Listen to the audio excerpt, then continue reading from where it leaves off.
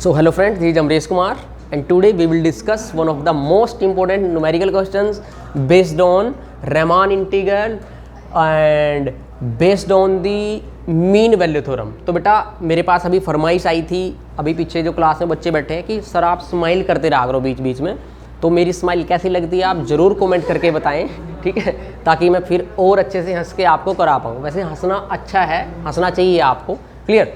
तो बेटा यहाँ पे क्या है कि आपने इस इंटीग्रल की वैल्यू निकालनी। बेटा ये इंटीग्रल है, अगर आपको ये न्यूमेरिकल क्वेश्चन डायरेक्टली दे दिया जाए, सपोज करो किसी कंपटीशन एग्जाम में दे दिया जाए या आपके किसी ताऊ ने दे दिया आपको, अगर ताऊ जी पढ़े लिखे हैं या कोई भी दे दे आपको, अगर इस इंटीग्रेशन को दे दे कि इस इंटीग्रेशन को सोल्व करो, आपको देखे थे ना, जरा इस इंटीग्रेशन को देख के डर नहीं लगता क्या? डर लग रहा है ना, ये कैसे सोल्व होगा, ठीक है। अगर ये इंटीग्रेशन डायरेक्ट दे दिया जाए, आपको यूज ही ना करना हो किसी चीज़ का, डायरेक्ट इंटीग्रेशन दे दिया जाए लोअर क्लास में जैसे होता था, क्या आप इसको सोल्व कर पाओगे? थोड़ा ट्रिकी वे में हो जाएगा, कि थोड़ा मुश्किल हो जाएगा हमारे लिए, क्योंकि यहाँ पे एक फंक्शन साइन एक्स है, दूसरा फंक्शन आपका 1/1 + x² है, या तो इसको आप इंटीग्रेशन बाई पार्ट्स करेंगे। तो अगर आपको इंटीग्रेशन बाई पार्ट्स से नहीं करना, 2-3 सेकंड में ही करना है, तो कैसे करोगे आप मुझे कमेंट करके ज़रूर बताएं, नहीं तो मेरी पूरी की पूरी वीडियो है प्लेलिस्ट में पड़ी हुई है, इसको जाके वहाँ देख लेना। मीन वैल्यू थ्योरम से हम इसको कैसे 2 मिनट में कर लेते हैं। तो बेटा ये करते हैं इस इंटीग्रेशन को हम यहाँ पे पहले। तो बेटा यहाँ आपने एक थ्योरम की हुई है, क्या जब भी आपको कोई इंटीग्रेशन दिया हो और वहाँ पे आपको क्लियर 2 फंक्शन नज़र आ रहे हों, कि देखो integration from a to b, मैं बता देता हूँ f(g) dx, हमने एक किया था जनरलाइज्ड मीन वैल्यू थ्योरम हमने की थी। तो जनरलाइज्ड मीन वैल्यू थ्योरम की अगर मैं बात करूं तो वो क्या कहती है बेटा, जैसे 2 फंक्शंस की प्रोडक्ट का integration over a to b, क्या आंसर देता था? f(c) और into integration from a to b g dx, जहां पे c क्या होता था? कोई भी पॉइंट होता था a और b के बीच में। अब यहाँ पे एक और चीज़ है कि हम f और g जिनको मान रहे हैं उनके पास क्या प्रॉपर्टी होती थी। जो जनरलाइज्ड मीन वैल्यू थ्योरम थी मेरे पास, वो क्या कहती थी कि f और g दोनों के दोनों इंटीग्रेबल फंक्शन होते थे। f और g दोनों इंटीग्रेबल फंक्शन होते थे, और g के पास एक पर्टिकुलर प्रॉपर्टी और थी, क्या? कि g keeps the same sign, g keeps the same sign, कि भाई g जो है वो सेम साइन को क्या करता है? अटेन करता है क्लोज्ड इंटरवल a b के अंदर। अगर ऐसा होता था तो मीन वैल्यू थ्योरम क्या कहती थी, जनरलाइज्ड वाली, ये दे देती थी आपको। मैं इसका यूज करूंगा यहाँ पे, देखो अब यहाँ कंडीशन आपके पास क्या है कि इस sin x बाई 1/1 + x² में से मैं किसको f मान लूँ और किसको g मान लूँ। जब ये थ्योरम लगानी है तो पहले तो ये चेक करो कि क्या दोनों फंक्शन, देखो एक फंक्शन मेरा मान लिया मैंने, f ले लिया बेटा sin x, समझ रहे हो आप, और gx मैंने ले लिया, थोड़ी देर के लिए समझो 1/1 + x², तो आप fg की प्रोडक्ट करो, this becomes the integrand.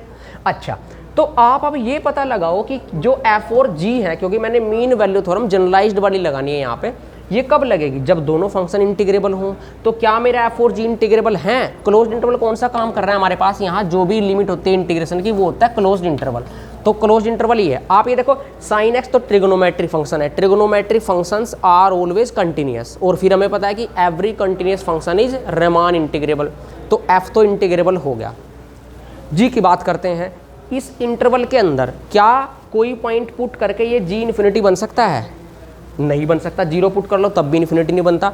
Infinity बनना मेरा मतलब ये है कि जहाँ पे इन्फिनिटी बनता है फंक्शन की कंटिन्यूटी वहाँ पे क्या हो जाती है? डिस्क्वालीफाई हो जाती है, वहाँ पे फंक्शन कंटिन्यूअस नहीं होता।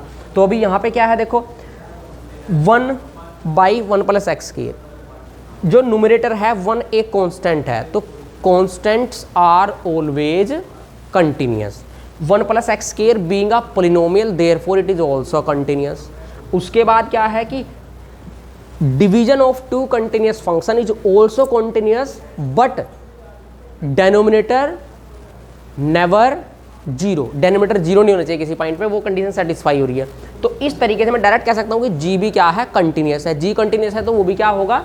रीमान इंटीग्रेबल होगा। अभी हमें सिर्फ इतना पता लगा कि मैं इस जनरलाइज्ड मीन वैल्यू थ्योरम को यहाँ पे क्या कर सकता हूँ? अप्लाई कर सकता हूँ, ठीक है भाई, थोड़ा सा हंस ले, ठीक है। उसके बाद अब आपके पास दूसरी कंडीशन क्या है शाबाश, कि g सेम साइन रख के, g या तो पॉजिटिव ही हो या नेगेटिव हो इस इंटरवल में। आप देखो जरा ध्यान से यहाँ, अगर मैं यहाँ से 0 या 1 में से या इनके बीच में से कुछ भी रख दूँ, क्या g नेगेटिव हो सकता है कभी? कभी भी नेगेटिव। g में 0 रख लो तब भी 1, g में 1 रख लो तब भी 1/2, या 0 और 1 के बीच में 0.2 है, कुछ भी है वो रख लो, क्या ये कभी नेगेटिव होगा? g नहीं। तो g क्या है? हमेशा पॉजिटिव है। तो g के पास सेम साइन भी है, f और g इंटीग्रेबल भी हैं। This implies that we can apply generalized mean value theorem on the integration from 0 to 1 sin x by 1 plus x square। तो करो, देखो ये क्या कहेगी थ्योरम कि भाई कोई ना कोई c मिलेगा आपको, a b के बीच में मिलता था, अब a b का काम कौन कर रहा है? 0, तो मुझे c मिलेगा बेटा 0 या 0 से बड़ा, 1 या 1 से छोटा। मैं तो ऐसे लिख रहा हूँ। वो क्या देगा कि बेटा ये जो इंटीग्रेशन है ना 0 से 1 sin x by क्या 1 प्लस एक्स स्क्वायर और dx, ये किसके इक्वल आएगा? वो कहता है f ऑफ c। मैं भी लिख देता हूँ, f ऑफ कौन है मेरा? f तो मेरा साइन है, तो f ऑफ x तो sine x, f of c क्या होगा? Sine c। तो मैं लिख देता हूँ यहाँ पे साइन c। और इंटीग्रेशन फ्रॉम 0 to 1 g क्या है? 1/1 प्लस एक्स स्क्वायर, तो 1/1 प्लस एक्स स्क्वायर dx ये आ गया। तो ऐसा तो कोई मंदबुद्धि नहीं होगा मेरे हिसाब से कि जो integration from 0 to 1 1/1 plus x square का इंटीग्रेशन ना बता सके। इसका इंटीग्रेशन क्या होगा? मेरे हिसाब से सारे मंदबुद्धि हैं। बताओ क्या होगा? हमारी क्लास की बात कर रहे हैं हम, 1 2 3 4 5 6 7 अनगिनत। क्या? Tangent inverse x. इसका इंटीग्रेशन टेंजेंट इनवर्स एक्स होता है, तो टेंजेंट इनवर्स एक्स और लिमिट क्या? 0 से 1। तो इसका आंसर आया 0 1। अब आप देखो इसमें lower limit upper limit put करेंगे।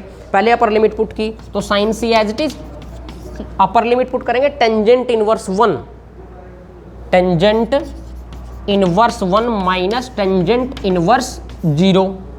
10 0 0 कहाँ होता है? 10 0 0 पे 0 होता है, तो ये तो हो गया 0, इसका तो रोल ही खत्म हो गया। 10 देखो 1 कहाँ देता है? 10 45 पे 1 देता है π/4 पे, तो इसका मतलब 1 की जगह मैं क्या लिख सकता हूँ? 10 π/4। तो 10 10 इनवर्स कैंसिल आउट हो जाएंगे, क्या बचेगा? π/4। तो मेरे पास फाइनल आंसर क्या आया? π/4 साइन c, इक्वेशन नंबर 1। तो जो ये इंटीग्रेशन है बेटा, ये इसका आंसर क्या आया मेरे पास? π/4 साइन c। बट यहाँ पे क्या है हमारे पास? वेरिएबल में आंसर आया साइन c। c क्या है? वेरी कर रहा है 0 और 1 के बीच में।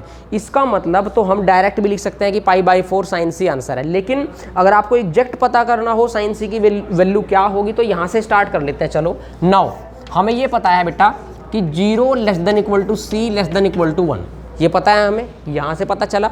अब दोनों साइड साइन अप्लाई कर दो, साइन 0 0 और साइन c लिख देंगे और साइन 1, तो मैंने ये लिख दिया अभी, साइन 0 <= साइन c <= साइन 1, ये लिख सकते हैं। अब आप देखो जरा, यहाँ से क्या है कि जो ये वाला साइन c है मेरे पास, अगर यहाँ से मैं π/4 साइन c की वैल्यू देखूँ, वो किसके इक्वल है? π/4 साइन c किसके इक्वल है? इस इंटीग्रेशन की, जिसकी वैल्यू निकालनी है। तो मैं क्या करता हूँ, इसमें दोनों साइड मल्टीप्लाई कर देता हूँ किसकी? π/4 की। 0 × π/4 0, और ये π/4 × साइन c और <= π/4 साइन 1, ये लिख दिया मैंने। अब क्या करो, π/4 साइन c की जगह क्या लिख देंगे? This integration. तो मैं क्या लिखूंगा? विच इम्प्लाइज 0 तो as it is <= π/4 sine c की जगह 0 से 1 और sine x by 1 plus x square dx <= π/4 sine 1। तो मुझे यहाँ से ये मिला बेटा कि ये इंटीग्रेशन क्या होगा? 0 होगा या 0 से बड़ा होगा, या π/4 साइन 1 होगा, या π/4 साइन 1 से छोटा होगा। मुझे यहाँ से ये पता चला, किससे पता चला? ये by the mean value theorem. तो हमने इस थ्योरम क्वेश्चन में क्या यूज किया? Mean value theorem. इसके बाद हम नेक्स्ट न्यूमेरिकल्स करेंगे जो बेस्ड हैं बेटा मीन वैल्यू थ्योरम पे। आप बता सकते हैं कमेंट करके कि किस और कौन से क्वेश्चंस की आपको नीड है, और जो मेरे सोशल साइट्स के लिंक हैं वो भी मैंने डिस्क्रिप्शन में दिए हुए हैं। और आप चाहते हैं कि अगर मैं आपकी प्रॉब्लम्स को पर्सनली सोल्व करूं, तो मैंने टेलीग्राम ग्रुप का लिंक भी दिया हुआ है, या टेलीग्राम पे जाके सिंपली आप सर्च करना keep learning with Amresh Kumar, तो आपको मेरा ग्रुप मिल जाएगा। उसको ज्वाइन करें और पूरा एंजॉय उठाएं। उसके बाद अगर चैनल पे नए हैं तो चैनल को प्लीज़ सब्सक्राइब करके जाएं, और वीडियो को यार लाइक ज़रूर कर दिया करो प्लीज़, उससे बहुत मोटिवेशन मिलता है। कमेंट जरूर कर दिया करो, कोई भी डाउट है, नहीं भी डाउट हो तो भी कर दिया करो, बताना जरूर मेरी स्माइल कैसी लगती है आपको। उसके बाद बेटा नेक्स्ट वीडियो में मिलेंगे हम, तब तक के लिए जय हिंद जय Bharat and thank you so much.